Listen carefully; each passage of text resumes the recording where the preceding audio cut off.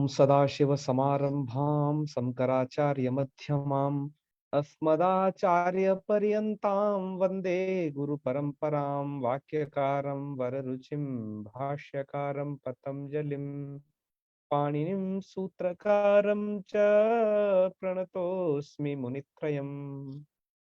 मित्राणि नमो नमः।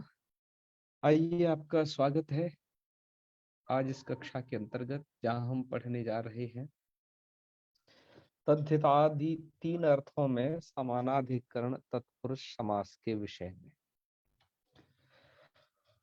आप तत्पुरुष समास पढ़ रहे हैं और उसमें भी समानाधिकरण तत्पुरुष पढ़ रहे हैं। अब यहाँ पर कल अर्थात पिछले वीडियो में आपने संज्ञा याम अर्थात संज्ञा में तत्पुरुष समास का विधान कहाँ समानाधिकरण स्थल पर होता है वो सभी जाना। आज आप पढ़ेंगे तद्धितार्थोत्तर पद समाहारे च, इस सूत्र के द्वारा होने वाले समास विधान को। यह जो समास विधान है ये तीन अर्थों में होगा, तद्धितार्थ के विषय में उत्तर पदे च परतः और समाहारे च वाच्ये। इसमें से आज हम केवल तद्धितार्थ के विषय में इस समास को पढ़ेंगे,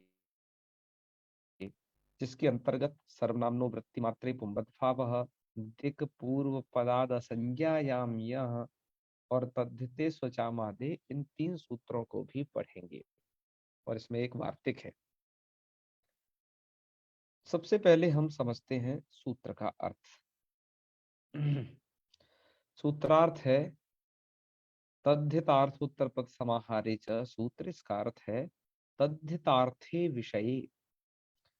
यहाँ पर तद्धितार्थोत्तर पद समाहारे, यहाँ पर ध्यान से देखें, अर्थ किया जा रहा है तद्धितार्थे विषये। यहाँ पर ये जो सप्तमी है, एक ही प्रकार की सप्तमी के त्रिविध अर्थ किए जा रहे हैं। विषय सप्तमी मान करके और पर सप्तमी मान करके और समाहार अर्थ वाच्य होने। तो इस अर्थ की विवेचना हम शुद्धा व्याख्या में भी देख लेंगे। इसका संकेत हम अभी आपको कर दिए हैं। सूत्रार्थ होता है तद्धितार्थ के विषय में उत्तर पदे च परतः। तद्धितार्थ के विषय का तात्पर्य यह है कि तद्धितीय प्रत्यय की विवक्षा यदि हो तो तब भी दिशा और संख्यावाचियों का किसी भी समर्थ सुबंत के साथ में समास हो जाता है। ये इसका अभिप्राय है। इस अभिप्राय को भी हम बीवी मिरासी जी की लघु सिद्धांत कौमुदी में देखेंगे। उन्होंने इस तरीके से पूरे अभिप्राय को, इस प्रकार के त्रिविध अर्थ को बहुत अच्छे से स्पष्ट किया है। ऐसे ही उत्तर पदे च परतः का अर्थ है कि जहां पर दिशावाची या संख्यावाची में से कोई एक शब्द हो और इनका यदि किसी भी समर्थ सुबंत के साथ समास हो रहा है और उससे कोई पर पद उत्तर पद परे है, उत्तर पद का उत्तर शब्द समास के विषय में चर्मावय में रूढ़ है, तो अंतिम कोई और भी पद उससे आगे परे हो, तब ये समास का विधान होता है। और समाहारे च वाच्ये अर्थात समाहार अर्थ में भी इस का विधान होता है, जिसमें से मैंने कहा आज हम पढ़ेंगे केवल पहले वाले को, तद्धितार्थे विषयी। यहाँ जो प्रागवत लिखा है अर्थ में, इस पर विशेष गौर करें। प्रागवत का मतलब है पहले की तरह ही ये समानाधिकरण तत्पुरुष होता है। प्रागवत का मतलब ये है। यहाँ पर मूलकार ने पूर्वस्याम शालायाम भवः, पूर्व शाला में पैदा होने वाला, ये विग्रह है। और रूप बनाना है पौर्वशाला, ये तद्धितार्थे विषय का उदाहरण है, जिसमें समानाधिकरण दिक्वाची और संख्यावाचियों का समास होता है। तो सबसे पहले आप जो है यहाँ पर ये दिक्वाची का उदाहरण पढ़ रहे हैं। संख्यावाची का इधर आज आप नहीं देखेंगे, आगे उदाहरणों में जहाँ टीकाकारों ने दिए होंगे उनमें स्पष्ट हो जाएगा। मूल कार ने केवल यहाँ दिशावाची का उदाहरण प्रस्तुत किया है, संख्यावाची के जो हैं उन्हें वो आगे करेंगे। तो तद्धितार्थ के विषय में देखते जाइए, पूर्वस्याम शालायाम भवा, यहाँ कौन से तद्धितार्थ का विषय है? तो यहाँ जो भवा आप जो देख रहे हैं ना, यही तद्धितार्थ का विषय है। भवा माने होने वाला। तो ये जो है तद्धितीय प्रत्यय के भव अर्थ को निर्देश करने के लिए से जोड़ दिया है यहाँ पर विग्रह वाक्य में। तो आप भी अब विग्रह वाक्य को इधर हम लिख करके चलिए बनाते हैं। पूर्वश्याम शालायाम भवा इति लौकिक विग्रह, पूर्वांगी शालांगी। अब आप कहोगे भवसु, ऐसा मत कर दीजिएगा भैया धोखे से, ये भव केवल अर्थ के लिए है। इस भव अर्थ को कहने के लिए आगे यहाँ पर ये य प्रत्यय आया है, ये य प्रत्यय, ठीक है। पर पहले हमें क्या करना है, तद्धिता तद्धित अर्थ परे रहते या नहीं करना है, तद्धित अर्थ की विषयता अर्थात तद्धित अर्थ का विषय मात्र होने पर ही ये समास विधान होता है। तो इसलिए पूर्वस्याम शालायाम भवा कह करके हमें यह पता चल रहा है कि जी ये भव अर्थ में जो यह है इसकी विवक्षा हमें है। तो हम क्या करेंगे, यह प्रत्यय की उत्पत्ति से पूर्व ही पूर्वांगी, पूर्वस्याम शालायाम भवा में जब अलौकिक विग्रह करोगे तो पूर्वांगी और शालांगी इन दो पदों का आप समास कर ले। शाला शब्द का अर्थ होता है मित्रों यहाँ पर गृहम, ठीक है जी। तो ये हुआ इसका अलौकिक विग्रह। अलौकिक विग्रह अवस्था में ही समास प्रवृत्त होते हैं। यहाँ पर तद्धितार्थ उत्पत्ति समाहारे च में दिक् संख्या की अनुवृत्ति आती है, अतः यही प्रथमा निर्दिष्टम समास उपसर्जनम से पूर्व में यहाँ पर आएंगे। तो यहाँ पर दिशावाची शब्द का पूर्व प्रयोग हो जाएगा। तो ठीक है, हमने कर दिया पूर्वांगी शालांगी, समास कर दिया, समासत्वात् प्रातिपदिक संज्ञा की विभक्ति लोक कर दिया। ये जो दो गी विभक्तियां थी इनका लोक कर दिया। ये समानाधिकरण है क्योंकि पूर्वा शाला एक ही को कह रहा था, यहाँ पर गी ये विभक्तियां हैं। अब आपका जो रूप बचा वो है पूर्वाशाला। पूर्वाशाला में, ठीक है, पूर्वाशाला बचा, तो इसलिए अब लिख भी रहे हैं मूलकार कि पूर्वाशाला इति समासे जाते। जब समास हो गया तो स्थिति हो गई पूर्वाशाला इति, इस प्रकार से। फिर क्या करना है, फिर आगे का कार्य बता रहे हैं। ऐसा जाते मतलब ऐसी स्थिति होने पर एक वार्तिक को उद्धृत किया, सर्वनामनो वृत्ति मात्रे पुंबद भावः, ठीक है। इस वार्तिक का अर्थ ये होता है, और वैसे इस वार्तिक का जो कार्य है वो स्त्रिया पुंबत इत्यादि पाणिनि सूत्र द्वारा गतार्थ है, ऐसा गुरु प्रसाद शास्त्री जी लिखते हैं। यहाँ पर ये वार्तिक का अर्थ ऐसे कर लेना चाहिए, यहाँ पर वृत्ति मात्रे से वैसे तो 5 प्रकार की वृत्तियां होती हैं, लेकिन यह कार्य यहाँ पर 2 ही वृत्तियों में हो पाता है। अतः लिखा गया तद्धित वृत्तौ समास वृत्तौ च, है। वृत्ति मात्रे का अर्थ हो गया समास वृत्तौ तद, और वो तद्धित वृत्तौ समास वृत्तौ च सर्वनामनः। सर्वनामनः को थोड़ा ऐसे करके लिखिए, स्त्रीलिंग विशिष्टानाम सर्वनाम शब्दानाम पुंबद भावः भवति। पुंबद भावः भवति का तात्पर्यार्थ लिखा है यहाँ पर स्त्री प्रत्ययस्य निवृत्तिर भवति। पुंबद भाव अर्थात पुल्लिंग की तरह उसका रूप हो जाता है यदि सर्वनाम शब्द स्त्रीलिंग विशिष्ट होता है, ठीक है जी। ये स्थिति पड़ती है। तो फिर यहाँ पर भी देखिए पूर्वांगी शालांगी, यहाँ पर इन दोनों में सर्वनाम शब्द कौन है, पूर्वा। और ये कौन सी वृत्ति है, यहाँ पर समास वृत्ति हो चुकी है। तो समास वृत्ति में सर्वनाम है पूर्व शब्द। सर्वनाम क्यों है? क्योंकि ये सर्वादि गण में पढ़ा गया है। सर्वादीनी सर्वनामानी में देख लेना, पूर्व परावर्त दक्षिणोत्तर सूत्र में। और ये यहाँ पर स्त्रीलिंग विशिष्ट है, तो इसलिए क्या होगा, इसको पुंबद भाव हो जाएगा। पुंबद भाव का मतलब पुल्लिंगे यादृशम रूपम भवति, तादृशम तादृशस्य रूपस्य पुनः अवाप्ति। तो यहाँ कहने का मतलब है उसके स्त्री जो लिंग बोधक प्रत्यय है, स्त्रीलिंग में टाप, उसकी निवृत्ति हो जाएगी। अतः यहाँ फलितार्थ कथन लिख दिया, स्त्री प्रत्यय से निवृत्तिर्भवति। तो अब निवृत्ति कर दीजिए, कर दीजिए, तो स्थिति बच गई है पूर्वशाला। ठीक है, क्या स्थिति हो गई? पूर्वशाला। अच्छा, कई बच्चे यहाँ भ्रमित हो जाते हैं, वो सोचते हैं कि पुंबद भाव किसको करें, शाला को के पूर्वा को, क्यों? स्त्रीलिंग में दोनों ही है। लेकिन मैंने याद ये रखना है, सर्वनाम ना, सर्वनाम को ही होता है ये पुंबद भाव, और इसमें शाला शब्द थोड़ी है सर्वनाम, उसको नहीं ये होगा। वहां के फिर आकार की क्या गति होगी, ये आप आगे देखिएगा। ठीक है, अब हम अग्रिम सूत्र लगाते हैं। अग्रिम सूत्र है आपका दिक पूर्व पदाद असंज्ञायाम यह।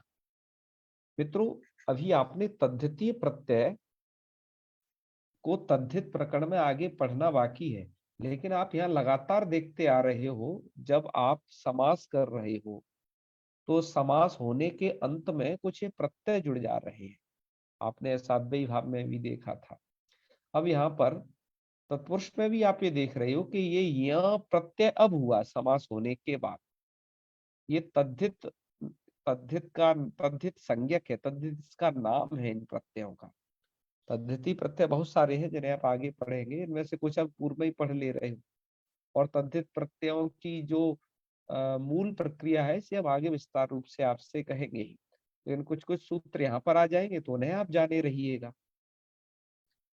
तो यहाँ पर अब सूत्र प्रस्तुत किया तद्धिती प्रत्यय करने के लिए, दिक पूर्व पदाद असंज्ञायाम यह अनेन सूत्रेण किम विधीयते। तो पहले सूत्र का अर्थ पर ध्यान दें। दिक पूर्व पदार्थ अर्थात दिशावाची शब्द यहाँ पूर्व पद में स्थित हो। तो पूर्वशाला, पूर्वशाला में दो पद थे, एक तो पूर्व पद और एक शाला पद। तो यहाँ पर दिशावाचक जो पूर्व पद है यह स्थित है, ठीक है, पूर्व पद के रूप में। और असंज्ञायाम, संज्ञा से भिन्न अर्थ में, इसलिए ये समास जो विधान किया जा रहा है संज्ञा अर्थ में नहीं किया जा रहा। संज्ञा अर्थ में तो आपने दिक् संख्य संज्ञायाम सूत्र द्वारा समास का विधान पढ़ लिया है, ये उससे भिन्न में है। तो असंज्ञायाम, क्योंकि पौरुषाला किसी की संज्ञा नहीं है। पौरुषाला का तो अर्थ यह है कि पूर्व वाले घर में होने वाला, ठीक है। तो ये संज्ञा नहीं है, तो क्या हो जाएगा, अस्मात् का अर्थ लग गया होगा, तो भवाद्य अर्थे, भवादि अर्थों में यह होता है।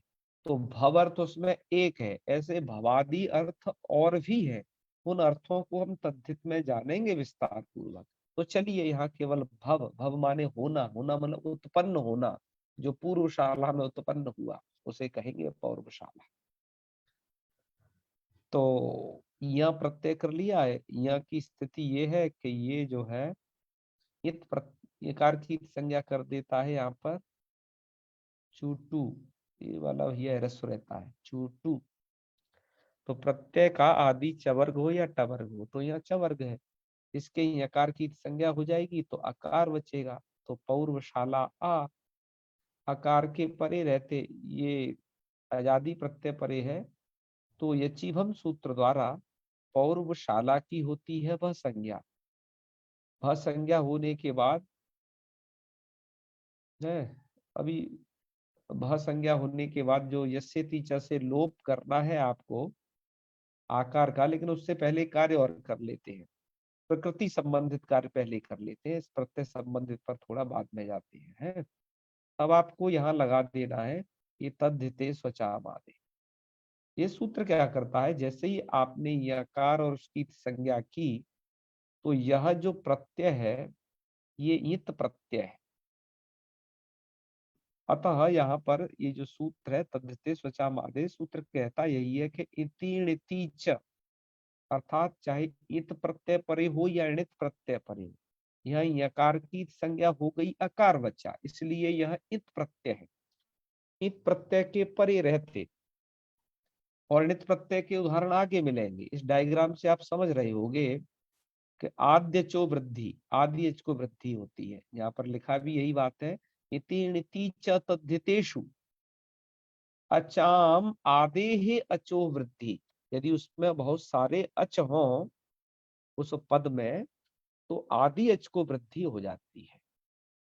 तो इति प्रत्यय परेपि आदि अचः स्थाने वृद्धिर्भवति, णिति प्रत्यय परेपि आदि अचः स्थाने वृद्धिर्भवति। यह इस सूत्र का अर्थ हुआ। अथ प्रकृतम अनुसरामः, पूर्वशालाय इत्यत्र यकारः इत् प्रत्ययः वर्तते इत्यस्मात् कारणात् तद्धिते स्वचामादेः इति सूत्रेण आदि अचः पूर्वशाला इत्यत्र आदि अचः वर्तते ऊकारः, तस्य ऊकारस्य स्थाने तस्य ऊकारस्य स्थाने औकारः अत्र वृद्धिरूपेण आगच्छति। तदा पौर्वशाला एतादृशम रूपम संपन्नम भवति। जब इतना आप बना लेंगे इसके बाद आप लगाइएगा। अब प्रत्यय संबंधित कार्यों को अब कर लेते हैं। अब ये इत प्रत्यय है, इसके परे रहते यहाँ पर भ संज्ञा कर लीजिए, इस संज्ञा निमित्तक कार्य है। पौर्वशाला में भ संज्ञा करिए। भत्वात् एक सूत्र है, यस्येति च, मूल कारण इधर दर्शा रखा है, यस्येति च। यस्येति च सूत्र से होता क्या है, भ संज्ञक ईवर्ण या अवर्ण का लोप होता है। तो पौर्वशाला इत्यस्य यचि भम सूत्रेण भ संज्ञा भवति। भ संज्ञ अत्र भ संज्ञकः वर्तते पौर्वशाला इति, तत्र वर्तते अन्ते वर्तते आकारः, तस्य यस्येति च इति सूत्रेण लोपः भवति। अत्र तद्धितीय प्रत्यय परे वर्तते इत्यस्मात् कारणात् तत्र लोपः प्रवर्तते। तो शाला इत्यत्र लकारोत्तरवर्ती आकारस्य लोपे कृते सति पौर्वशाल अ इति जाते वर्ण सम्मेलने कृते पौर्वशाल और तदा पुल्लिंगे भवः इति अर्थनिर्देशः अस्ति इत्यस्मात् कारणात् पौर्वशाला स्वादिकार्ये कृते रूपम सिद्ध्यते। तो यहां तक ये पौर्वशाला की सिद्धि को आपने ये देखा। इस तरीके से आपको इस पौर्वशाला रूप को बना लेना है। यह डायग्राम पहला वाला तद्धितार्थोत्तर समाहारे इसका डायग्राम है, जिसमें समानाधिकरण दिक् संख्या का तद्धितार्थ के विषय में उत्तर पद के परे रहते और समाहार के वाच्य होने पर यह होता है। और आदि एच के स्थान पर ये जो वृद्धि वाला डायग्राम है ये तद्धिते स्वचामादे का है। आपको स्पष्ट हो ही गया होगा ये सब। अब यहाँ पर हम थोड़ा दो चीज और देख लेते हैं सुधा व्याख्या से, और एक और व्याख्या है उससे, तद्धितार्थोत्तर समाहारे च। इस सूत्र का अर्थ किस तरीके से किया गया है वह देखते हैं। और जो पौर्वशाला की सिद्धि है, इसकी सिद्धि में एक भिन्नता आती है थोड़ा मित्रों। जो अन्य टीकाकार हैं उन्होंने पूर्वशाला से नी रख करके, अर्थात ये नी तो दोनों लुक हो जाती हैं, उससे नी विभक्ति को रख करके तब यह प्रत्यय को लाए हैं। तो ऐसी भी सिद्धि देखी गई है यहाँ पर नी प्रत्यय रख करके।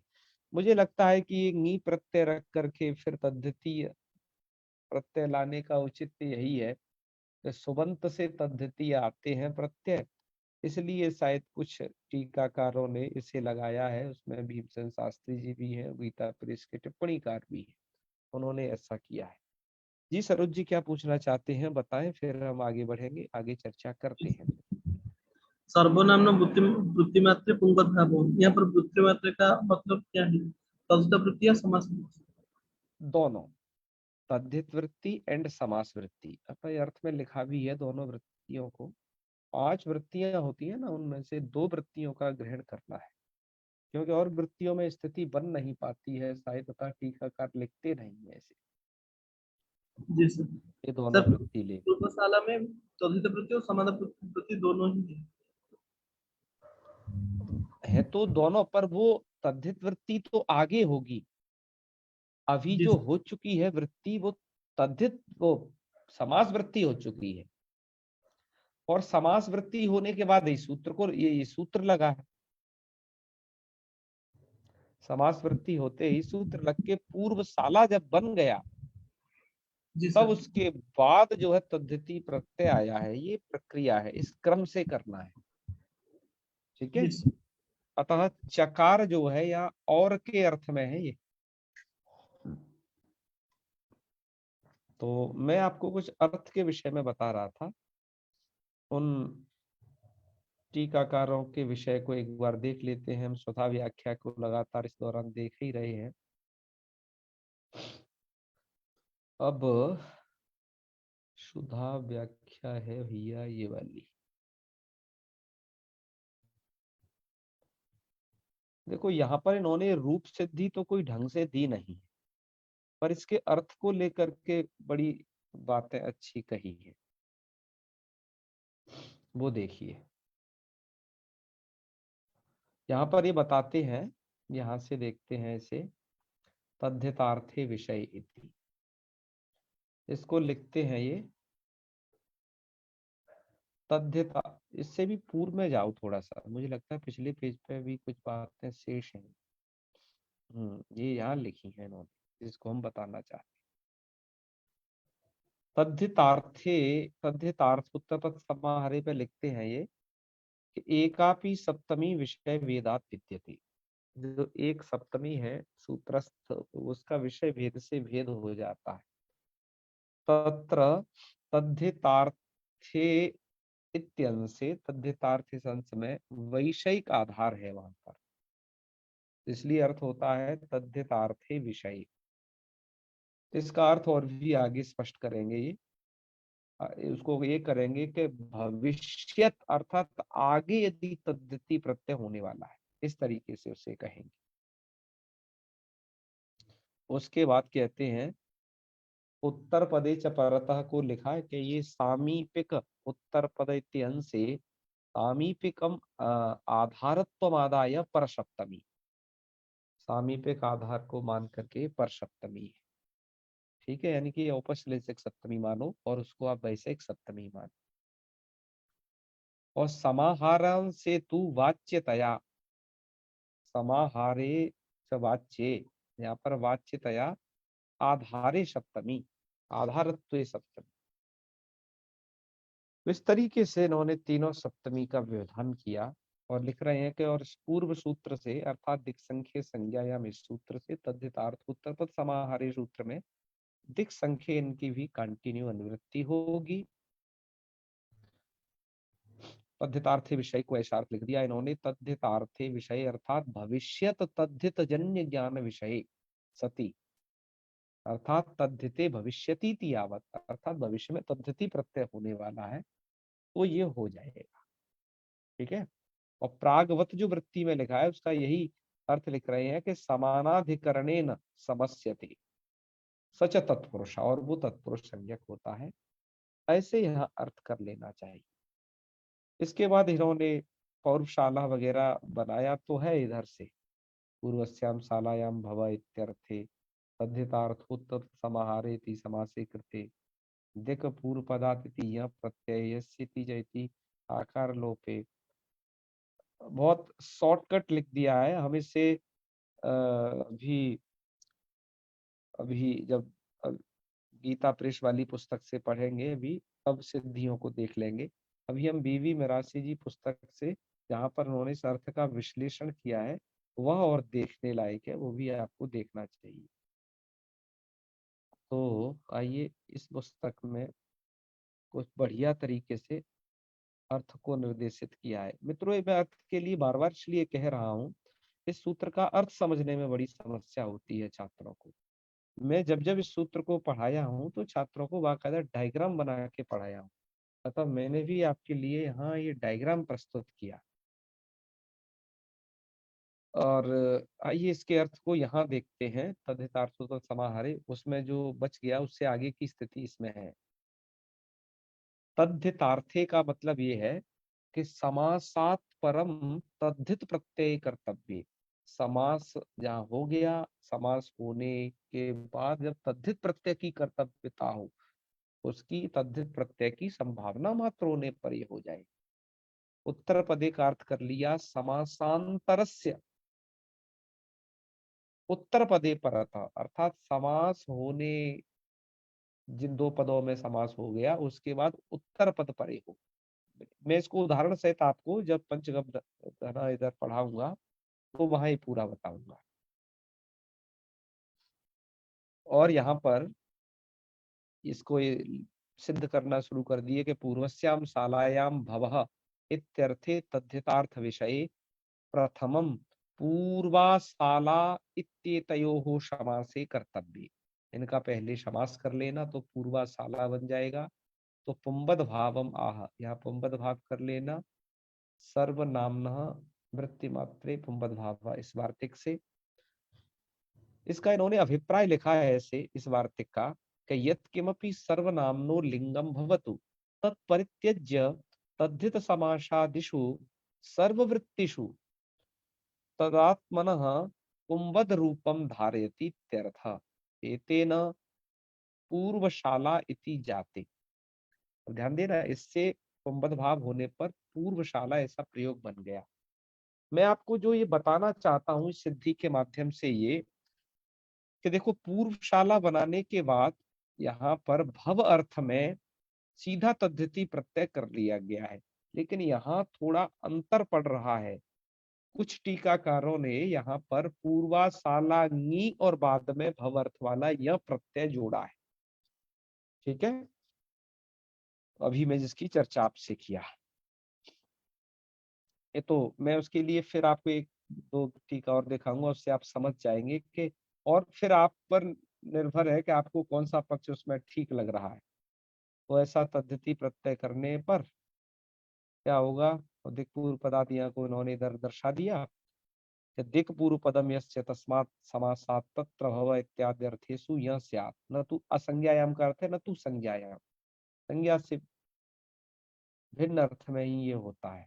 तो स्थिति इन्होंने ये कर ली है कि पूर्वा सालाय, और यही स्थिति कुछ कुछ पुस्तकों में पूर्वा साला नी तब यह ऐसी स्थिति है। तो ये दो तरीके का आपको मिल रहा है, आप विचार करिएगा कौन सा सही है। इत्यत आह, ऐसी स्थिति होने पर कहा कि यहाँ पर हो जाएगी तद्धिते सामादे सूत्र से इति णिति च वृत्ति। इत प्रत्यय परे है यहाँ पर, यहाँ तो कह रहे हैं अत्र प्रत्यय से त्वात् उकारस्य वृद्धौ पौर्वशाला अति जाते। और यशेति सूत्र से क्या होता है, भस्यति लोप, भस्यंग का लोप हो जाता है। पूरा यस्यति करके उसका अर्थ ही लिख दिए हैं, इश्चति तयो समारा यम इवर्णस्य अवर्णस्य च इत्यर्थ। इवर्ण और अवर्ण का लोप होता है। ठीक है, तो उसके बाद इन्होंने उस आवरण का लोप करने पर आकार लोप विभक्ति कार्य करने पर पौर्वशाला इस रूप की सिद्धि को लिखा है। इस पौर्वशाला की सिद्धि में जो भेद पड़ रहा है वो इन दो पुस्तकों में भी आप देख लीजिए। सबसे पहले तो मैं आपको दिखा दूं इस धैमी व्याख्या को। ये जो यहाँ लिख रहे हैं सर्वनामनो वृत्ति मात्रे पुंबत भावा, यहाँ पर ध्यान दें कि मैं किस नी की बात कर रहा हूँ। यहाँ पर सबसे पहले जब समास हो जाता है पूर्वांगी और सालांगी, तो ये दोनों नी का लुक हो जाता है। यहाँ पर ये लिख भी रहे हैं इस बात को कि पूर्वांगी का समानाधिकरण सालांगी के साथ तत्पुरुष समास हो जाता है, और तत्पुरुष समास होने के अनंतर दोनों नी का सुपो धातु प्रातिपदिक सूत्र से उसके अवयव सुपों का लुक, तो नी और नी अर्थात दोनों नी का लुक हो जाएगा। दोनों नी का लुक हो जाएगा तो पूर्वा साला ऐसा बनेगा। अब सर्वनामनो वृत्ति मात्रे पुंबद भावा करके इसको पुंबद भाव आप कर लिए। इसको पुंबद भाव करने पर अब आपका क्या बन गया, पूर्व साला बन गया। यहाँ पर पुंबद भाव हो गया तो भैया ये बन गया पुंबद भाव होकर के, और ये क्या कह रहे हैं, पूर्वा को पुंबद भाव से है पूर्व होकर, माने कि वो पुल्लिंग जैसा रूप हो गया, पूर्व होकर के पूर्वा सालांगी। फिर क्या करो, होकर पूर्व साला बना ना। अब इस तद्धितार्थ के अनुरूप, कि तद्धित का अर्थ है उसके अनुरूप क्या करें, कहें सप्तमी विभक्ति का एक वचन नी प्रत्यय लाइए, और नी प्रत्यय लाने पर पूर्वा सालांगी ऐसा करो। ऐसा करने पर अब तत्र भव के अर्थाधिकार में जो पढ़ा गया ये सूत्र है, दिक पूर्व पदार्थ संज्ञायाम यह, तब इससे यहाँ प्रत्यय करो। तो देखो ये करके भी बता रहे हैं इधर भैया, यहाँ से लिख रहे हैं फिर ये कि ये बन गया आपका पूर्व साला नी अ यहाँ तक, और क्या कर दिया, यहाँ प्रत्यय कर लिया। ठीक है, इधर से यहाँ पहले इधर किया है कि पूर्वशाला नीय, और यहाँ के आकार का वो यकार का लोप आकार बचेगा। तो ऐसे लाए हैं। अब समग्र समुदाय की कर्तव्य समास से प्राकृतिक संज्ञा की है, मेरे से इन्होंने नी को उड़ा लिया है। फिर पूर्वशाला अ बचा है, फिर आगे की जो प्रक्रिया है वो सेम है जो हमने आगे प्रस्तुति ही कर दी है। यहाँ तक इस प्रक्रिया में भेद है, और ये इस प्रक्रिया को केवल भैमी व्याख्याकार ने ही नहीं, हालांकि गोविंदाचार्य जी ने नी वाली प्रक्रिया नहीं दी है, मैंने आपको बता दी ये बात, लेकिन लघु सिद्धांत कौमुदीकार के भैया जो टीकाकार हैं बड़े मेहरबान हो गए, इन्होंने पूरे पूर्वस्याम शालायाम भव पौर्वशाला की सिद्धि को लिख दिया। ठीक है जी, नहीं तो ये लिखते नहीं है ज्यादातर, क्योंकि टिप्पणीकार हैं, टिप्पणी करते हैं राम नारायण दत्त शास्त्री जी, पर इन्होंने यहाँ पर इसे लिखा, और वो बात जरूर लिखी जिसे भैमी व्याख्याकार ने इंगित कर रहे हैं, चाहे थोड़ा प्रक्रिया में अंतर है। लिखते हैं कि पूर्वस्याम शालायाम भव इति लौकिक विग्रहे, पूर्वांगी शालांगी इति अलौकिक विग्रहे, तद्धितार्थोत्तरपद समाहारे च इति समासे समासत्वात् प्रातिपदिकत्वेन सुपो लुकि सर्वनाम्नो वृत्तिमात्रे पुंबद भावः इत्यनेन पूर्वपदस्य पुंबद भावे पूर्वशाला शब्दान, यहाँ से ध्यान दीजिए, पूर्वशाला शब्द से ngौ अर्थात नी विभक्ति में, क्योंकि ये ऐसा विग्रह जो की है ना पूर्वस्याम शालायाम भव, इस प्रकार से ये सप्तम अर्थ की विवक्षा मान रहे हैं। अतः कह रहे हैं ngौ नी में दिक् पूर्व पदार्थ संज्ञायाम यहाँ इति यहाँ प्रत्यय अनुबंध लोपे, और तद्धितांतत्वेन प्रातिपदिकत्वात् नीर लोक, उस नी का लोक भी दे रहे हैं वैसे ही, और तद्धिते स्वचामादो इत्यादि चो वृद्धौ स्वाधिकारे च पूर्व काला इति सिद्ध। तो ये सुबंत से तद्धितोत्पत्ति कर रहे हैं, इसलिए नी को ये ला रहे हैं सप्तमी के एक वचन को।